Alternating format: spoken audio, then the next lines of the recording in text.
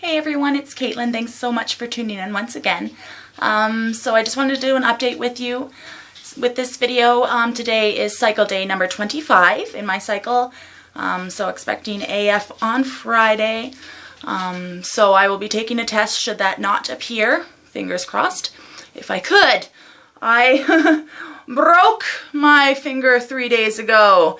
I was in my backyard and I was walking the dog in my backyard. It sounds, but I have a very long backyard, and I normally like to take him just to lean on because I don't have full sensation in my right leg, like I've said before. So I normally take Trouble, which is my St. Bernard, to kind of just lean on and just so have there if I need to get my balance.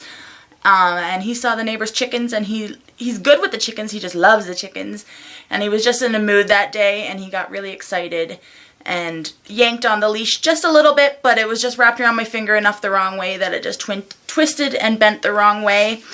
And there's the inside, sorry if you're grossed out easy, and the outside. That's 3 days of healing now.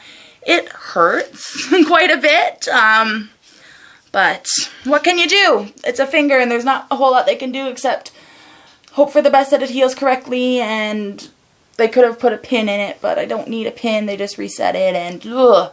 Yeah, so I have that to contend with now, but that's okay. So I told you cycle day, when AF's coming. As far as symptoms go, there's not a whole lot of symptoms either way as to I know AF's on the way, or hey, maybe it could be going the other way this month for us. I'm just go day by day. I haven't got any cramping or anything yet, so who knows, but like I said in my past videos, we did find out there that there is a little bit of a potential setback, and so we have that doctor's appointment coming up, which we're extremely excited about, and it's nervous and excited, but that's coming up, I believe, the end of next week, which will be good, and we'll post a video after that and let you know what we find out as we go.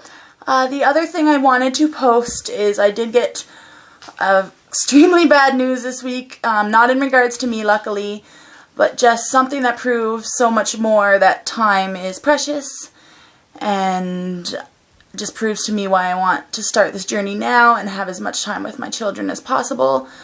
We found out this week that my mother's been diagnosed with breast cancer, which I know if we want to hear cancer, not that you want to hear cancer, sorry, but if you're going to hear cancer, that's one of the cancers that you want to hear you have. I think it's over 20% of all cancers are breast cancer, so it's one of the top treated ones and things like that. I've tried to tell her, so we're hoping for the best. She doesn't have an appointment till Monday, and that's her journey, so I might touch on it here and there and just let you know what's going on emotionally with me via it, but it's her journey. It's not mine to share personal information, but I did want to express that my mother has been diagnosed with breast cancer. So now I was always a breast cancer supporter, but I'm full gung-ho now, and this fight will be won. I don't care, and my world's just gone for a loop, and I can only imagine what my mom's world's going through right now if I'm going through this. So it's just a whirlwind of emotions, and it's crazy, and it almost pushes me over that edge.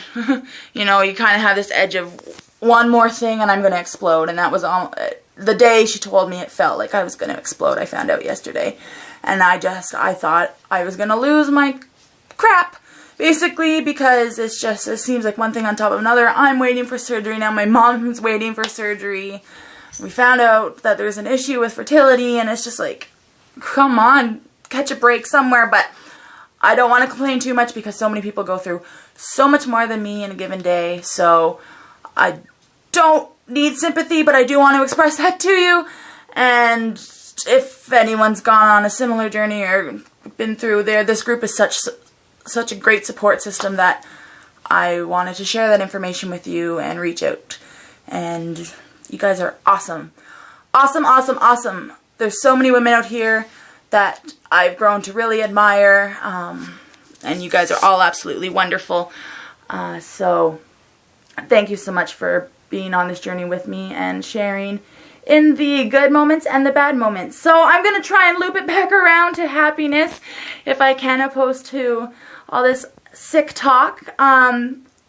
Obviously it's not worldwide news. They closed the maximum security prison in my hometown about 6 weeks ago, and they're offering tours, so that was really cool. I got to go into a maximum security prison, which I don't know when I would have had the opportunity to tour one unless this had happened. So it was really neat to go in there, but it was also extremely eerie. There was just an eerie vibe because there were a couple local known mass murderers, rapists, things like that, that you knew were walking those hallways no more than 6 weeks prior. And it was just an eerie feeling, but it was amazing to see the architecture. I think it was the buildings were originally erected, well, the original building was erected, I think, 1833 or 35.